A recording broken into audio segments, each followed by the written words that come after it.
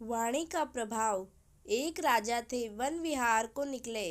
रास्ते में प्यास लगी, नजर दौड़ाई, एक अंधे की झोपड़ी दिखी। उसमें जल से भरा घड़ा दूर से ही दिख रहा था। राजा ने सिपाही को भेजा और एक लोटा जल मांग लाने के लिए कहा। सिपाही वहां पहुंचा और बोला, ए अंधे, एक लोटा पानी दे दे।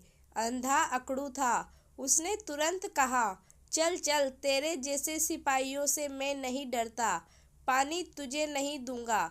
सिपाही निराश लौट पड़ा। इसके बाद सेनापति को पानी लाने के लिए भेजा गया। सेनापति ने समीप जाकर कहा, अंधे, पानी दे, उसके बदले पैसा मिलेगा। अंधा फिर अकड़ पड़ा। उसने कहा, पहले वाले का यह सरदार मालूम पड़ता है, फिर भी चुपड़ी बातें बनाकर दबाव डालता है। जा जा, यहाँ से पानी नहीं मिलेगा। सेनापति को भी खाली हाथ लौटता देख राजा स्वयं चल पड़े। समीप पहुंचकर वृद्ध जन को सर्वप्रथम नमस्कार किया और कहा, प्यास से गला सूख रहा है, एक लोटा जल दे सके तो बड़ी कृपा होगी।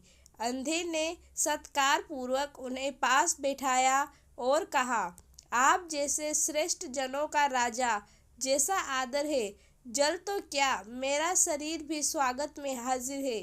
कोई और भी सेवा हो तो बताएं। राजा ने शीतल जल से अपनी प्यास बुझाई, फिर नम्र वाणी में पूछा, क्या मुझसे पहले भी कुछ लोग आए थे? अंधे ने कहा, हाँ, पहले एक सिपाही आया था, उसके बाद उनका सरदार आया था, लेकिन मैंने उन्हें जल नहीं दिया। यह सुनकर राजा तो हैरान रह गया। उसने पूछा, आपको तो दिखाई पड़ नहीं रहा है, फिर जल मांगने वालों को सिपाही, सरदार और राजा के रूप में कैसे पहचान पाए? अंधे ने जो उत्तर दिया वह हमारे लिए एक बड़ी सीख है। उसने कहा, वाणी के व्यवहार से हर व्यक्ति के वास्तविक स्तर का पता चल जाता है। जिसने धौंस से पानी मांगा वह कोई सामान्य सिपाही हो सकता था। उसके बाद वाले ने अकड़ के साथ लालच भी दिया। विनम्रता उसमें भी न थी। मैं समझ गया कि वह सरदार होगा। फिर आप आए और आपने आदर के साथ पानी मांगा।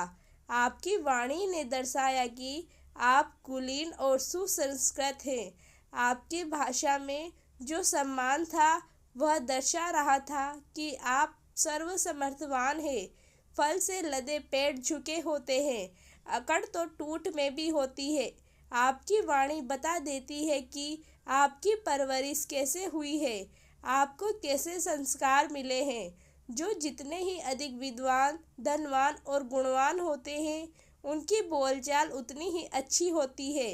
वे लोगों को आदर देते हैं, लोगों से आदर पाते हैं।